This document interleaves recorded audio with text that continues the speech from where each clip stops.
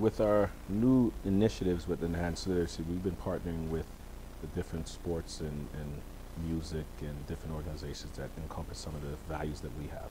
So like a group like CAMDA, who's helping kids in the inner city go to sporting events, dances, performances, anything like that, and their parents have never been there.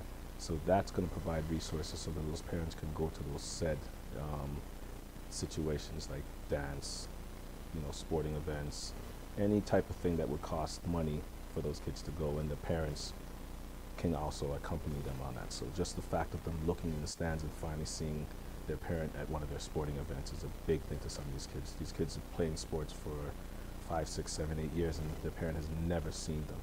Not because they don't want to, but just because of economic situations. Grassroots, which is another organization that we've worked with, that over thousands of kids have gotten a free education. Not because they're going to be the best basketball player, but because of the fact they're giving them a chance to get out of the community, play ball, something that they're doing for free every day, but now using education as the piece, as the catalyst to making them a better person.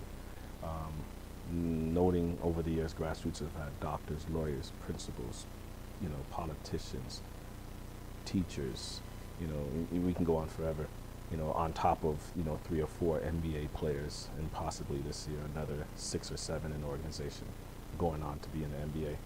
Kids have gone all over the world, in Europe, have gotten experience. One of the young men who went through it said that without basketball, he'd have never seen the last place where the slaves came through. And he said that was one of the most powerful experiences in his life. And that was in Ghana. So when you hear stories like that, that's a big one.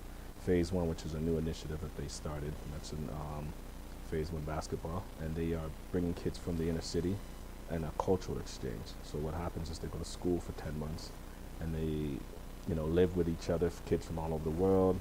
And, we try to pick from what, within correlation with them, some of the hardened kids that have had problems, either be it by economic or single parents, and then we change behaviors. So that one is a good one too, because that's one of the ones I'm really pushing, because I see the direct, results out of it. Kids that went from never seeing B's, getting B's, kids who never spoke English, speaking English, kids who've never lived in a house with more than 1 or 2 people, now living with 22. So that's another organization that we're helping, on top of partnering with another organization, which is Hope House Charities. And they're a big one. It's most of the kids are coming from affluent families, but the same problems still exist.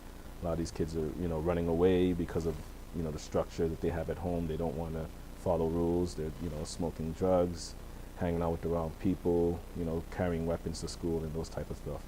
And that organization now is trying to bridge the gap between those kids and their parents in schools and keep them out of jail and stuff like that. So that's another organization that we're working with that provides mentorship, peer bullying, resume writing, and some other comprehensive programs, and also integrating those kids that are from more affluent areas into the kids from the inner city to show them that everybody's the same. Doesn't matter about your economic background, but the issues are still the same.